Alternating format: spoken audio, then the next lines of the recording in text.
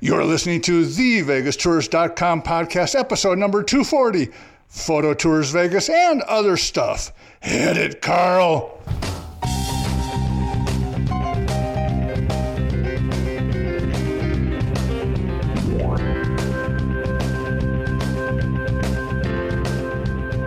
Welcome back, ladies and gentlemen. This is the VegasTours.com podcast, and I'm sitting with Las Vegas Territory member Nick Nichols? Nick Nichols. Nick Nichols. Nick Nichols.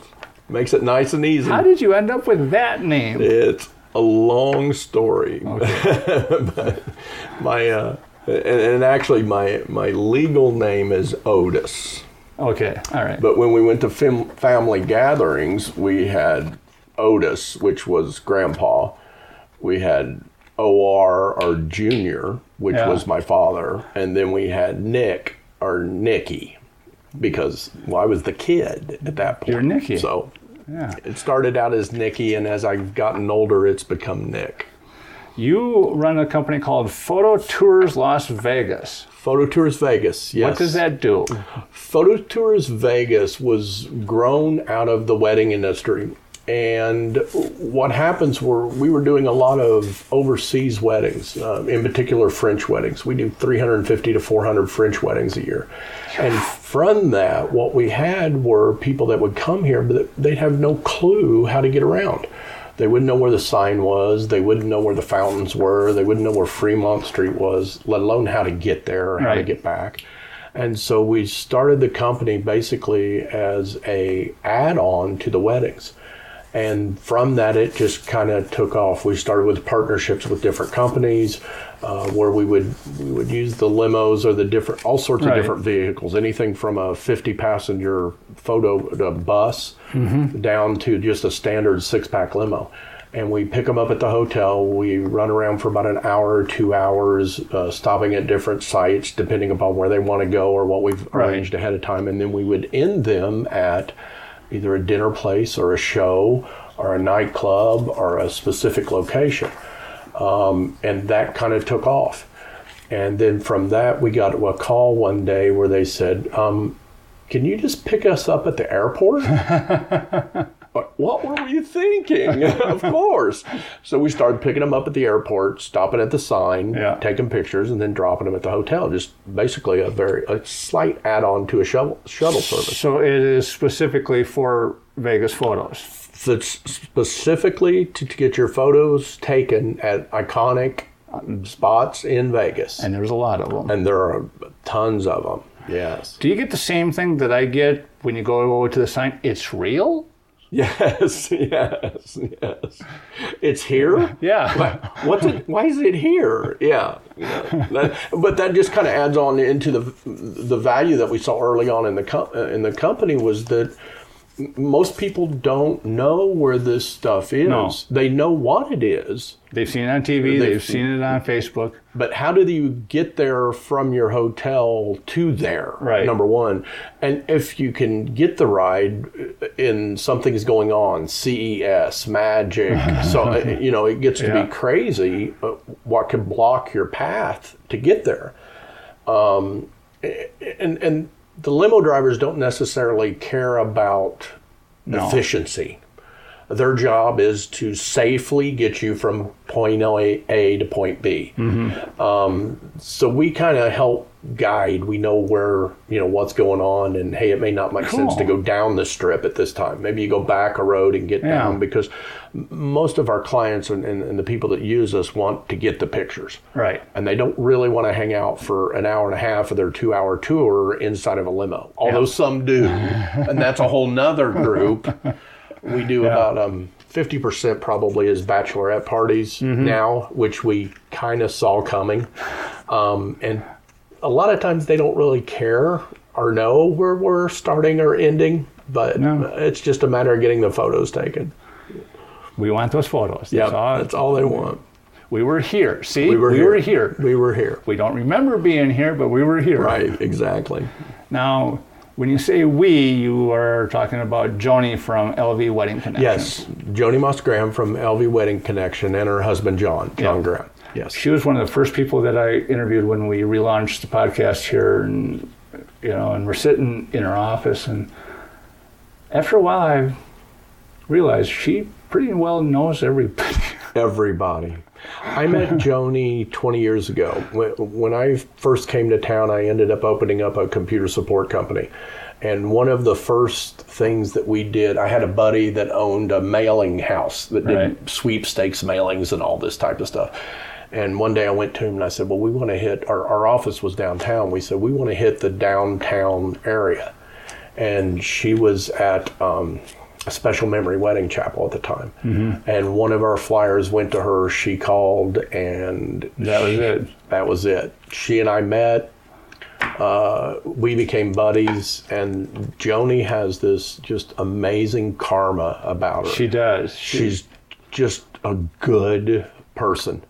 Well, and it comes off in everything she does. She's very high ethical. It's funny because as a Las Vegas territory member, it's so funny because when she walks in the room, you just know it. Yeah, no, you do. No. There's...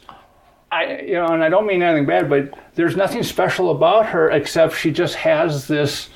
I call it getting my Joni juice. There we go. Every week I get my Joni juice, and then everything goes back into normal alignment, and we go on. It's really neat. She's fun. She's fun. She is. So. She's a good lady. Where did you move from? I moved here from Indianapolis about 24 years ago. Okay, back when Vegas was 200 people? It was 850,000 or something like that. Yeah, it was just before the boom. What was the newest hotel? Do you remember? Oh, gosh. Well, the Hacienda was still here. Yeah. Because I can remember taking my wife there and dropping her off at a convention, like when we very first met each other, and that's now gone. Yeah. The Mirage was here. The Sands was across the street because I stayed there. Yeah. One night and watched the volcano from the Tower of the Sands. I'm trying to think. Treasure Island, maybe? Okay. I remember that being done. Stardust was still here. All the icons. Yeah. I've had tour guests. I had a tour guest one time picked her up at Bally's, and we did Hoover Dam, and we were coming back, and she goes, "Can you drop me off someplace different?" I said, "Sure." Where? She goes, "The dunes." Can't do that, sweetheart. Yeah, no, not going to happen. I said, "Remember when you came in town last night and you saw those dancing fountains?" She goes, "Yes." I said, "They used to sit right in that dancing fountain." Yeah, exactly. Yeah, I stayed at the night that I stayed at the Sands. The night before was when they used to have those little shacks basically out back, and we didn't have any heat. And like all night, I can remember shivering and being under the covers and all this. And then the next night, they moved us to the tower to compensate for the fact that we had that rough night the night before. But yeah, that seems like forever ago now. Wow. Yes. Are you a White Castle fan? I am a White Castle fan. Yes, cool. Actually, in 2007, I want to say, I took my kids and my wife and took them back to Indiana so that they could see where Dad was from. Right. And we got off the airport, picked up the rental car, and the first place I took them was White Castle. And the little hamburgers. They're like, "Dad, what are we doing?" I'm like, "You'll get it. You'll get it. Yes. We have our second one. You're going to have to. Yeah, really. You're stuck, kid. Yeah. This is it. Yeah. Vegas we have our second one. It's down on Fremont Street. Yeah, and intelligently opened it on the Life is Beautiful weekend. Yeah, wasn't that a good coincidence? Friday afternoon. Mm-hmm. It was on the news. They said, "Oh, we opened a little early, like 2 in the afternoon." Yeah, it's because there was 100 million people standing outside. Yeah, I can't imagine why you opened that day. Yeah, that was a success right out of the box right there. Wasn't quite as busy as the first one back in 2015 when they had the long lines for 72 hours. Actually, I'm surprised because they did one of the TV channels did a news from there at 5 or 5:30. It was one of the rare nights that I happened to pass by the TV and actually see it. And there were people there, but it wasn't like a mob, which was what I had thought would happen. It was a crazy weekend, but it still wasn't Chick-fil-A. No, it was not Chick-fil-A. Anytime you open a restaurant and you have to hire cops for a month, yeah, you got something that somebody else wants. And that's an off-strip location. Yeah, that's not even close to the Strip. That was crazy what they came up with. They opened 2 at once, and Yep. you know, and I remember, like, you know, I mean, it's like you said, I didn't go there till like 2 or 3 weeks after, and they still had the police officers out there, and they cars, had and the roads blocked, so you could only come in a specific way, and people outside to take your order, pre-order before your order. No, it was insane. Wow. Yeah, it's still times when it's really busy. Now, if we can just get a Waffle House. I know. I know. Yes, exactly. What is your favorite restaurant? Oh, gosh. Man, I want to say Riva's, but that probably won't go over well. It's a little Mexican spot that has great nachos. Okay. We can talk about that later. Yeah, exactly. Think about that one for a second. I like Casa Don Juan downtown because it's neat. It's a Mexican food restaurant. Yeah, I love that place. It's on Main Street, and it's in that vibe of First Friday type things. I don't think I've ever been there when it was not busy.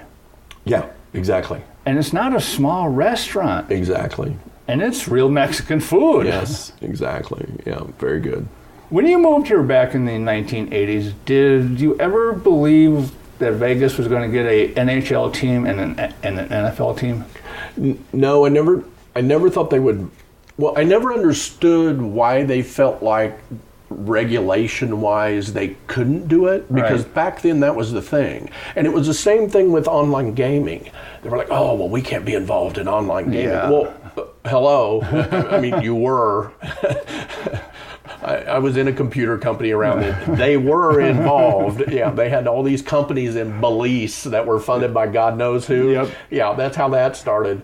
But it just never made sense to me that they couldn't be involved in both the sports and the online gaming, because they were. They were. I mean, the internet popped up, right around the time that I got here. Yeah. And that pretty well just, by 2000, 2002, it was everywhere. Yeah. I mean, it got to be silly, and it's kind of weird that it took them another 15 years or so before they really got into the legalities of all of that. Well, we now have the Las Vegas Golden Knights. We do. Who would have thunk it? Last night, I guess that was the big deal. That was the big deal. Somebody on Facebook said the biggest thing since the opening of Siegfried and Roy. And I thought, okay, that might be a little over the top, but I get it. The sports franchise, but I think what it means is that the professional sports are going to move forward the city. Yeah. I lived in Indianapolis right around the time that they brought the Colts. And when they brought the Colts in, the city changed. Right. Everything about the city changed. It was like they grew up. Yeah. And I think that's what we're already there in a lot of ways that Indianapolis didn't have. Right. But I think the traffic and the reasons and the construction industry, holy cow, they've wanted this since 2007. Yeah. So they've been waiting 10 years on something like this. Well, it's like I always said, we needed a 22,000 seat arena. We needed something that could hold more than 15,000. Right. It would have been nice for them to be able to park next to it, but that's a whole nother, that's I don't know who paid off who for that one, but arena, clearly, Vegas is the only city in the world where you can sprout up a stadium and go, oh, yeah, we don't need a park. We'll figure that one out later. Yeah.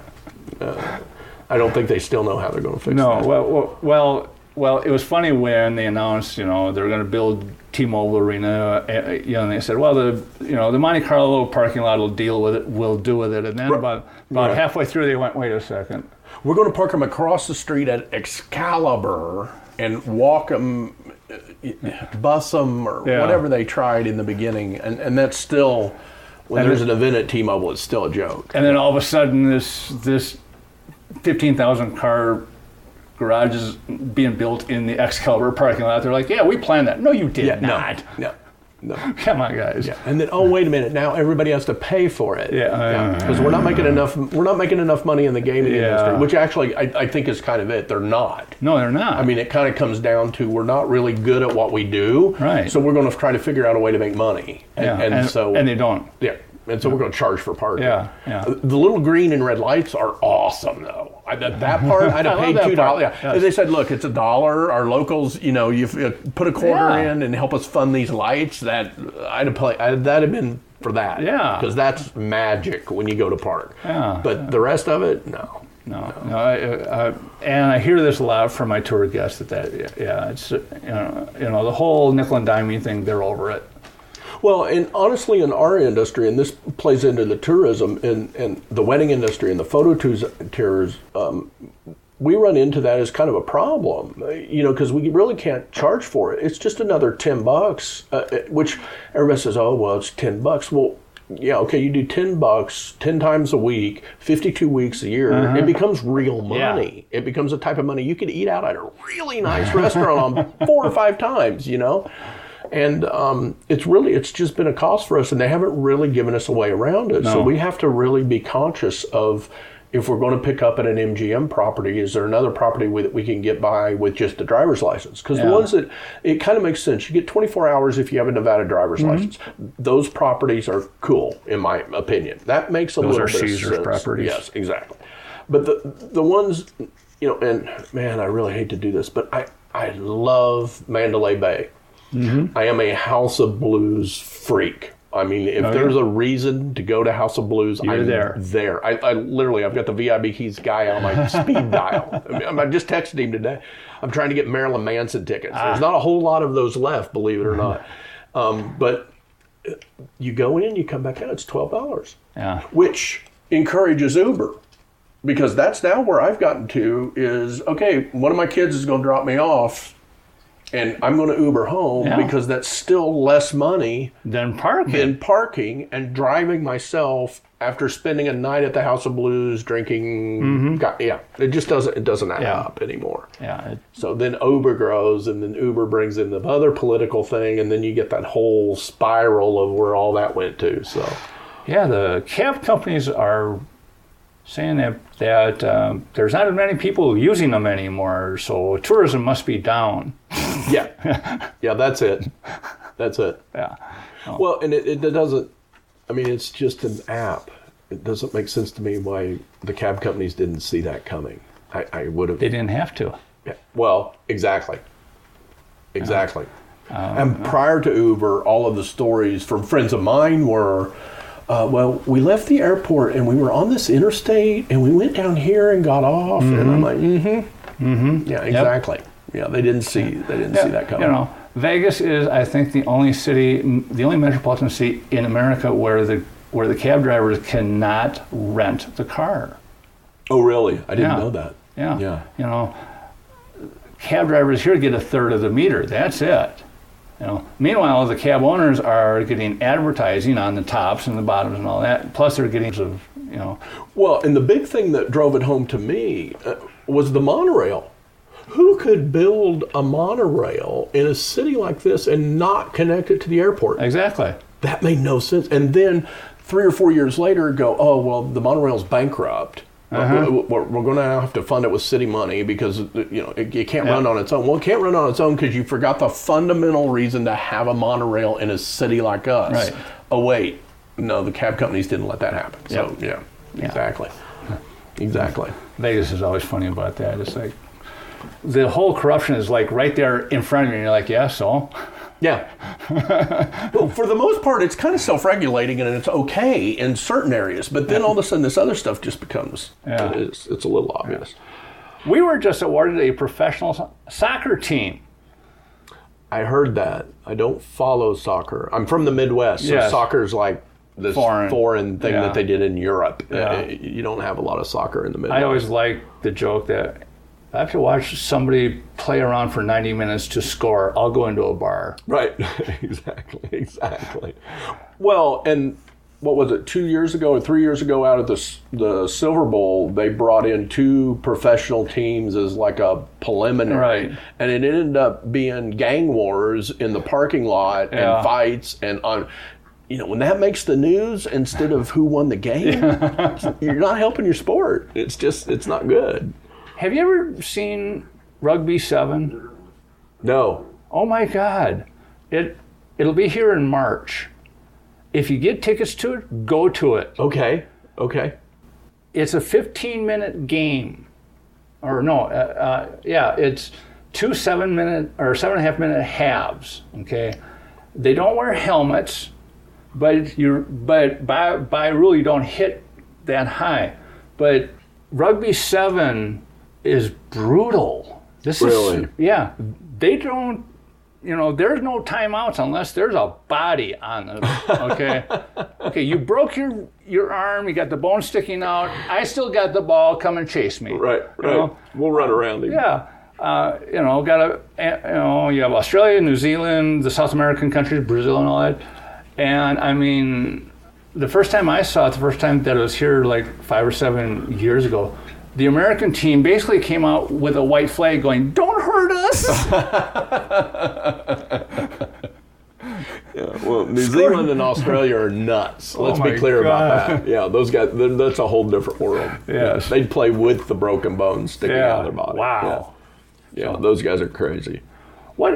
Just out of curiosity, if I was to ask you, what is the goofiest story from one of your customers, from one of your tours, what would it be?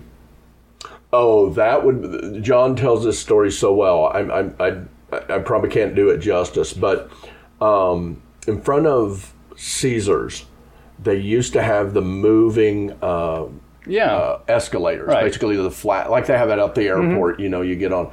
And he was out there with a shoot one time, and as they're getting to the end, the bride's dress got caught and started to pull it into the end of it, and they were fighting it and pulling on it, and the whole 9 yards. They actually had to hit the thing. Security had to come, pull her out, and all this other stuff, and that was just insane. Yeah, for stuff here's like our that. Wedding photo. Yeah, here's our wedding photo. Oh, the bottom part of your dress? No, it's back at Caesars. We get some crazy ones with the bachelorette parties. Oh, I bet. Yeah. There's a reason why they designed those party buses with poles in them and stuff to hang from, because it's not a real photo tour if somebody hasn't grabbed a hold of the pole or those big things on the roof to hang from. Yeah. When I was back in Minnesota and also when I was in Phoenix, I ran limousine companies. And I stopped doing bachelor parties because the bachelorette parties were more wild than the bachelor parties. Oh my God, these women would get just wow. Yeah. And they had the best porn movies. It was just so funny. I'm like, God, At a territory meeting on a raffle, I won tickets to Magic Mike.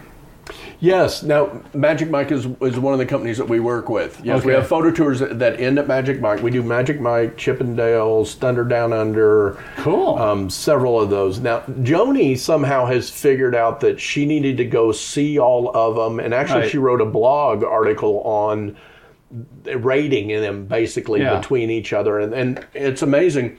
Another business I'm involved in, we recorded Chippendales for a show for them. Yeah. And walking into that, it was like, I don't know that this is going to be something I really want to do, but it was the most fun I've had in a long time. It was amazing, the show. All of the guys there were just super nice, super easy to get along with. They were all interested in what we were doing and how we were doing it, very talkative. All the people there that worked there were just, Joaquim is the marketing guy, and he was just amazing to work with. And it's a show. And there's no way for us as guys to compare it. Because if guys go out and do something like that, they go to a strip club. Well, this isn't that. No. This is a show. And I'd say maybe 25% of their audience was couples. Yeah. There was a lot bigger number than what I had expected there, but it's quite the show. Well, it's funny because my guy friends went. You went to Magic Mike. I'm like, I was one of 3 men who were not working in that audience. Right. The rest were bachelorette parties in Vegas in the summer. Yep. 6 sheets to the wind. Yeah, exactly. This was a voyeur's wet dream. Exactly.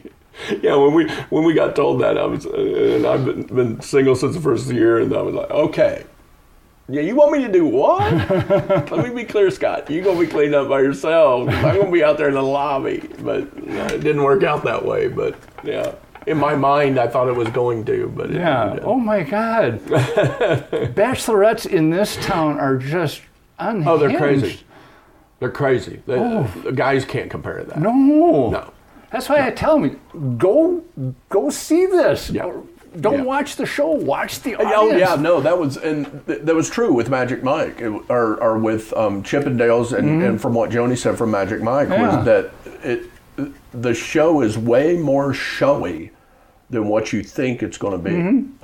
It's really neat. Well, that, and I mean, if you really wanted to look at the show, these guys are freaking awesome athletes. Oh yeah, no, they're incredible and dancers. To imagine that they do that 2 or 3 times a night. Yeah, it's amazing. I mean, there's a reason why they look the way they do. Yeah, I mean, I couldn't last 10 minutes up there. No. And these guys do it 90 minutes twice a day, 7 days a week. Yeah, I was beat up just shooting the video part of it. I can't imagine being them. Oh my God, and God bless them. They got the talent, they got the looks. Book it, baby. Human Nature at the Venetian has been extended 2 years. They'll be here until 2019. Heard a lot of good things about that show. Yeah. I haven't seen it yet, but I've heard a lot of good things about it. You have some Australian boys singing Motown. Why not? Only in Vegas. Yeah, only in Vegas. Exactly. In a Asian-themed casino. Makes total sense. Yeah, makes total sense. Vegas. Yeah. PBR comes in town November 1st through the 5th. Yeah, that's always crazy. That's fun. Cowboys, I love them. The Cowboys are bull great. riding. Yeah. If you ever think that 8 seconds is not long, sit on a bull. Yeah, exactly. Holy cow! Oh my God, those guys are just like, and it's so funny because it's nothing to them. Okay, yeah, I broke my leg, but Well, they're the closest things we have to New Zealand Australians. Yeah. It's like, exactly. Like American Cowboys, and then the low end Australians, and then you move into the real Australians. But the Brazilians kind of dominate PBR because down in Brazil, for hobby they ride these big ass Brahma bulls. Oh, really? Yeah, and then they come to America and they're like, 8 seconds, not a problem. Give me the rope. What's that? Yeah, so, all right. You also work or co-work with a friend of mine, Scott Whitney. Yes. Living in Las Vegas podcast. He's been doing that 10 years. We just shot 312 last Tuesday, episode 312. Wow. Yeah. Wow. Yeah, I'm learning. That is a show with a lot of moving parts. Yeah. He started as a podcast now, and now it's video, and now he's streaming. Yes. What is that? Because you seem to be involved kind of in that as well. Yeah, what Scott has done podcasting. He's done more podcasting than anybody in Nevada. I definitely do that. Thousands of podcasting. He started back in 2006 with the original company Podworks. He opened up a company, Vegas Video Network, which were video podcasts. From that, then started another company, which is Vegas Video Co-op, where every month you buy an hour and a half of time. It's usually a 3-month, 6-month, or a year contract. Right. And from all of that, around the beginning of the year, started Livestream.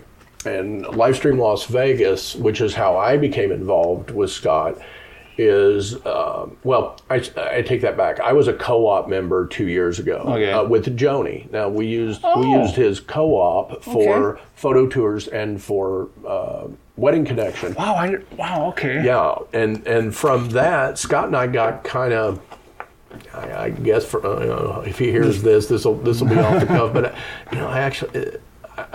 there's certain people in your life and I'll try to do this without getting emotional, which People is come into your life for a reason.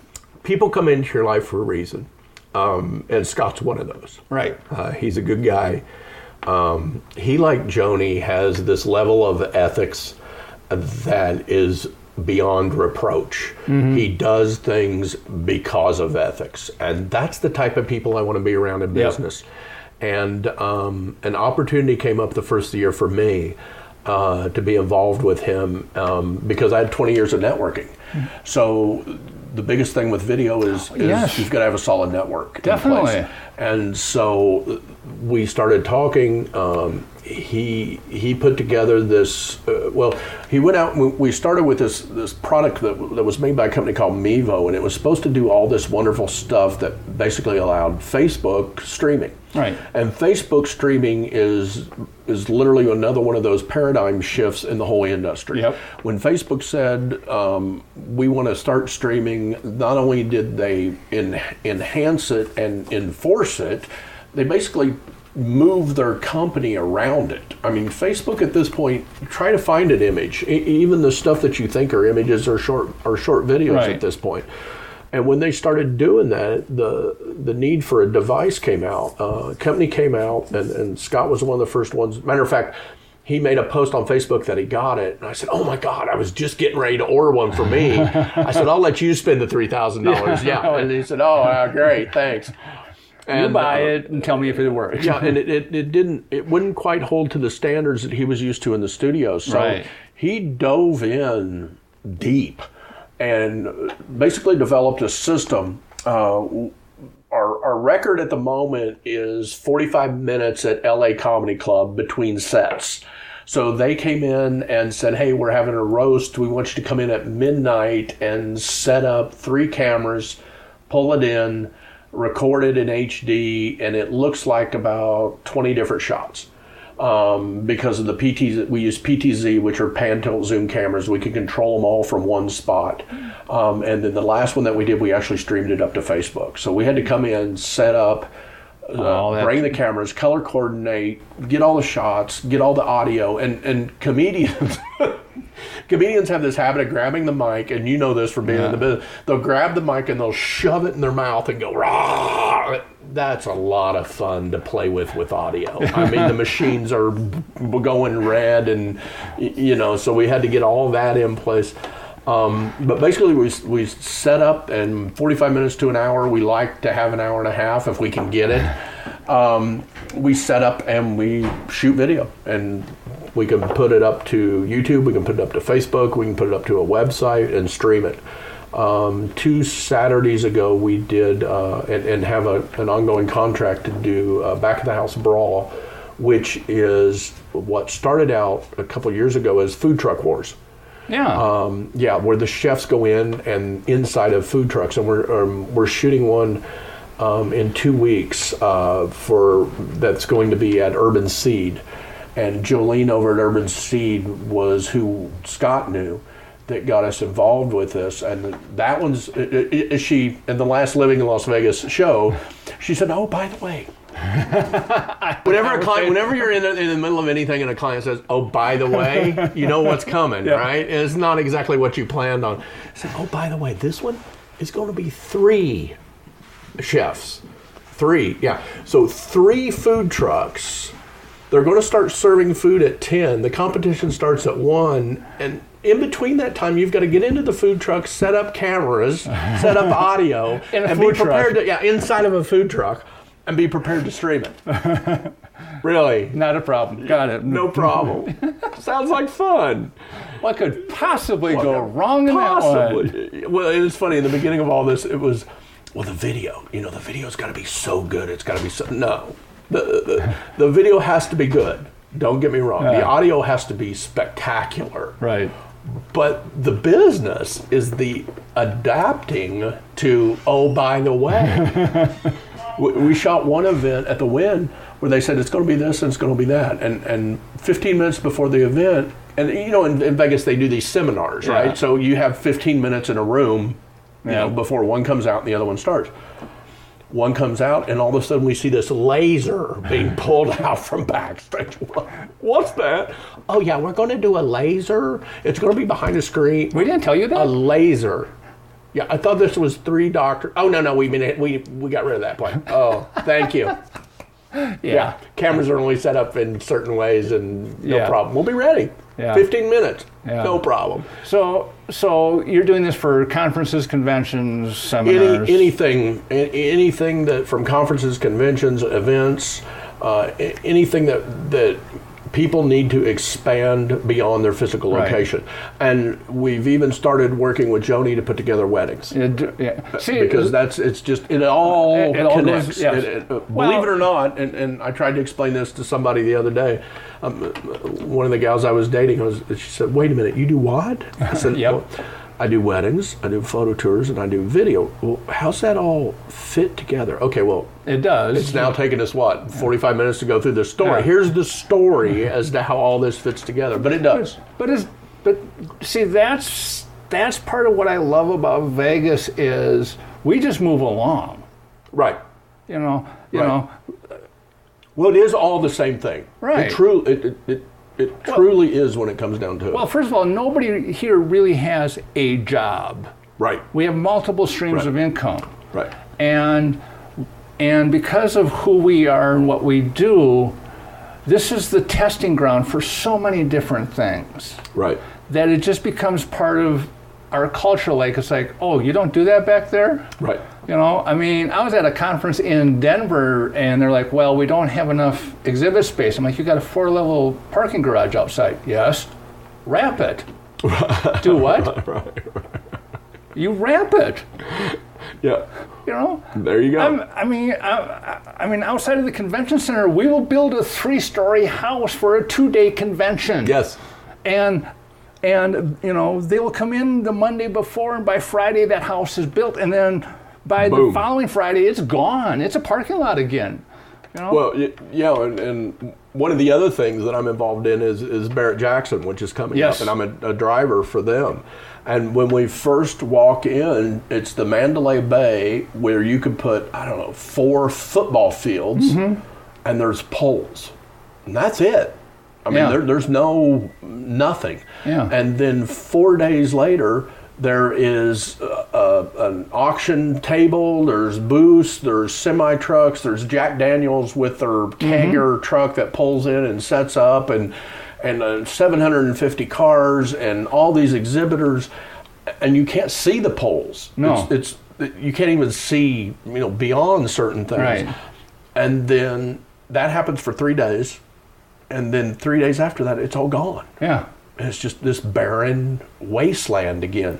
And the first year I went through that, it was amazing. I love that auction. To do that, to see that process. Yeah. It was just, the cars are enough. Don't get me wrong, that's way cool. But the process of take up an open building and put this thing in it, and then take it down, and then an open building, and then the next guy comes in here, they're going to have a cosmetology convention. Right. In the same spot. It's neat. I was doing a walking tour through the Venetian, and I opened up one of the convention doors in the Sands there, and they had 3 semi-trucks with trailers. I'm like, they're just 3 semi-trucks in there, and I shut the door, and the whole group's like, wait, what? Yeah. What are they doing? Either taking down or putting up. I don't know. It's just a semi-truck in a big empty room, and they're just like, oh my God, that's a huge room. How do fit 3 semi-trucks? Well, 3 semi-trucks is nothing. Well, when they pull them in, unload them, and then pull them out, it's a pretty good sized facility. It's Vegas. We do shit like that. So all the time, every day. All right. What are 3 things you think that every Vegas tourist needs to see or do? What would if somebody at one of your shoots or on your photo tour says, give me 3 things to do? Relatively easy. A show of some sort. And it's hard to say which show because everybody's tastes are different. Yep. But not a professionally done a Vegas show. A Vegas show. That's number 1. Okay. Number 2, you got to see Fremont Street.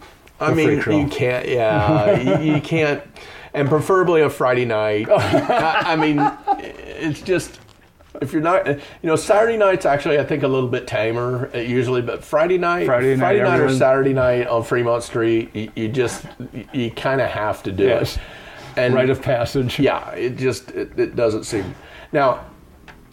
As a rule, I think the third one's kind of a tie, and it kind of depends upon the situation. I would say either, number one, the Bellagio fountains are pretty well high up there at this point. In that same vein would be the Stratosphere, because it's just neat. Yes. I mean, it's different, and it's free parking. Yeah, there we go, free parking. Yeah, exactly. And the third one would be the Sign. I would think one of those those are kind of the iconic things at this point that I think you pretty well have to see. Have you ever pulled any strings and done the behind-the-scenes fountain tour? No. That is freaking awesome. You got to climb a lot of ladders, but my wife and I got to do that, and we got to push the button to start. We got to choose the song and push the button. I'm like, that would be cool. I'm like, okay, I died and went to heaven. I'm right from here on out. Right.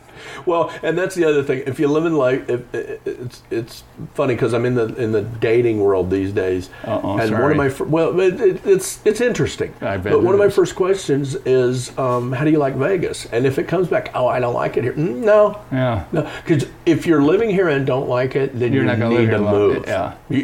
There's you have to like Vegas, right? I mean, and if you do, then all of this is just fun. I mean, it's why you live here.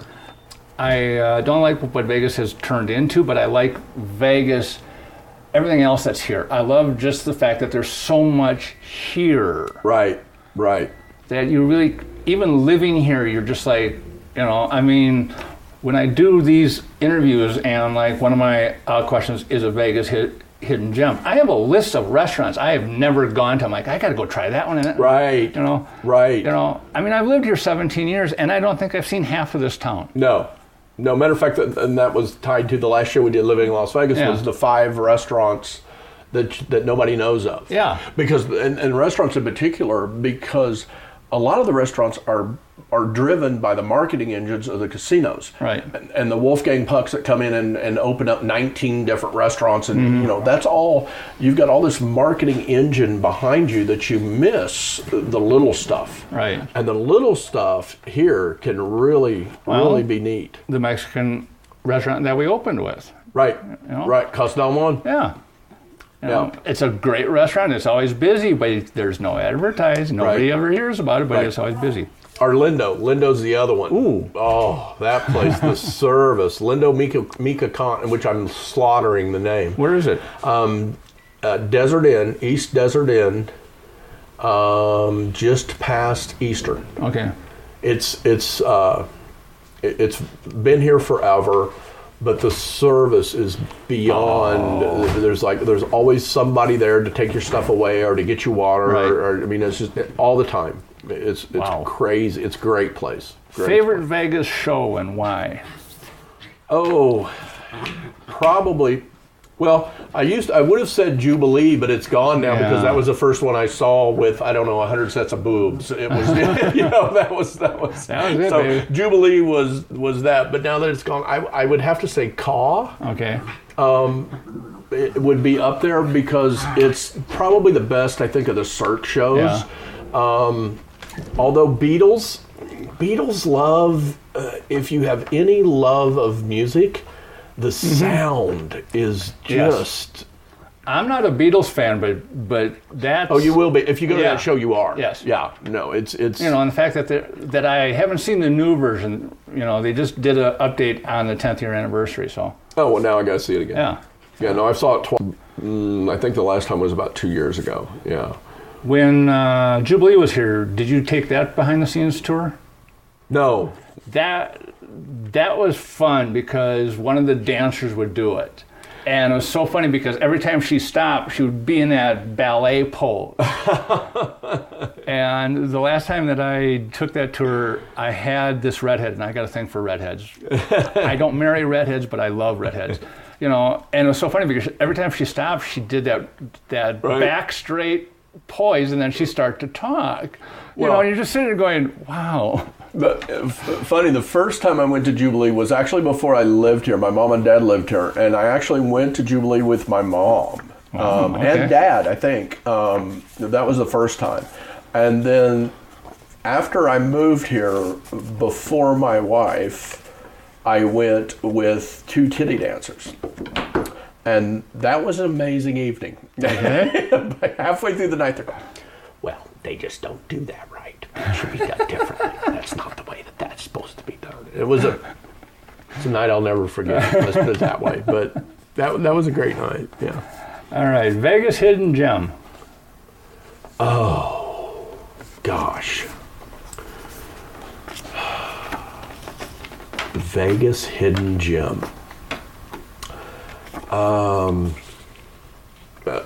It's still going to come to House of Blues. Okay. I mean, I can't not go there. It's because the neat thing about it is it's in the middle of the Mandalay Bay Casino. Yep. And it's in the basement. So the sound is unique and different. Yeah. The ticket booth is upstairs, and you get your tickets, and then you go down. You walk downstairs into it. Oh, neat. So it's below ground physically where you're setting. Close tie to that would be Smith Center Jazz Room. Ooh. The Smith Center itself is Smith Center is cool, but the Jazz Room is a green tinted Art Deco look to it. Mm-hmm. It has doors that are it has double doors with a chamber in between, and each door is about a foot thick. So when you pass through the first door and get into the chamber, you feel the air is just different. But when you open the second door and actually get into the room, the air smells clean. It's hard to explain, but the sound and the acoustics, we've recorded there, I don't know, 4 or 5 times now. And actually I take all this back. The hidden gem would be Keith Thompson's Composer Showcase. And the Composer Showcase is done at the Smith Center Jazz Cabaret room. And it starts at 10:30 at night. It's typically on a Wednesday in the middle of the week, and it's all original music. Wow. So it's for people that work the strip that want to put on their music. And it's an amazing, amazing experience. Every time I've been, I think we've done 3 or 4 of them at least by now. It's just, it's a great, great show. And Keith really puts a lot of work into it. But have you ever heard of Santa Fe and the Fat City Horns? No. Same thing. They used to play at the Palms. Now they moved. I forgot where they moved, but it's again Monday night, 10:30. It's a jazz blues band made up of performers off the strip. That because Monday's dark. They just get together and they jam. Yep. And if there's any famous musicians in town, they usually show up there and will jump on stage. Yep. That's this place. You just never know who's going to pop up. Wow. Yeah, it's a neat thing, and the lighting, and it's just kind of it has that whole 30s feel to it. Cool. It's a neat venue. Well, again, the Smith Center is a gem by itself. That's right. Let that alone. Yeah. But this is a neat. Final question. Mm-hmm. Favorite Vegas movie? Oh, it would have to be Hangover. Finally. Well, it changed the city. I mean, in my opinion, I think it was one of those things that when the movie came out, everybody went, "Oh," I think it changed the city. I don't know how else to explain it because I think it increased. The tourism just went crazy after that. Yeah, I know they. Caesars used to actually have a tour of their place that showed you where the movie was shot. Yeah, I would think it would have to be that. Yeah. Although, see, and as soon as I say something, I start to because one of the reasons I moved here originally, or wanted to move here since I was a kid, was James Bond. Yeah. And diamonds are forever. Yep. That was, the whole thing. Our Goldfinger in the very beginning in old Vegas, where the gal's sitting up there with the telescope and she's looking across the flamingo at the pool, and telling the cards. He's got the, stuff now that we wouldn't think anything of, but back then it was like, oh, how'd they do that? Yeah. That was my first memory of Vegas.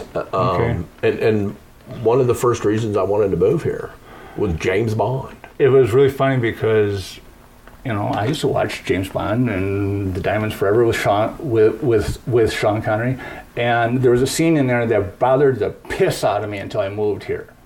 It's where James Bond gets kidnapped at a party, and they put him in a storm sewer in a development area that they're building. Well, he wakes up.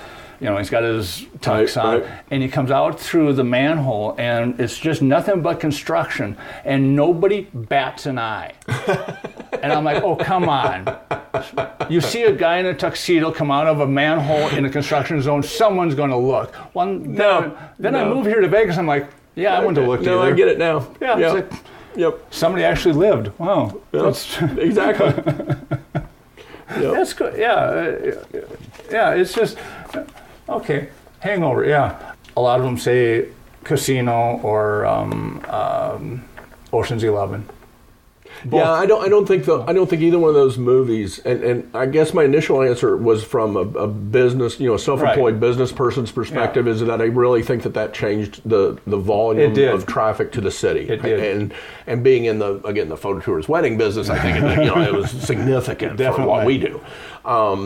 But I think, rethinking that, it's probably James Bond because of what it personally, from a very personal point of view, what that meant.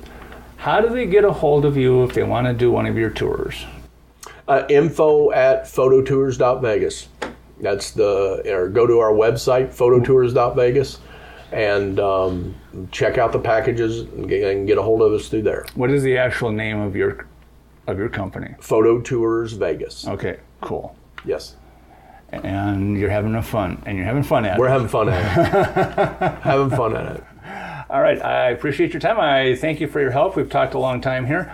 As always, the show notes are at thevegastours.com. Like this podcast, subscribe to the podcast, visit the website, leave us your comments, questions, and all of that good stuff, and we will see you next time. It's getting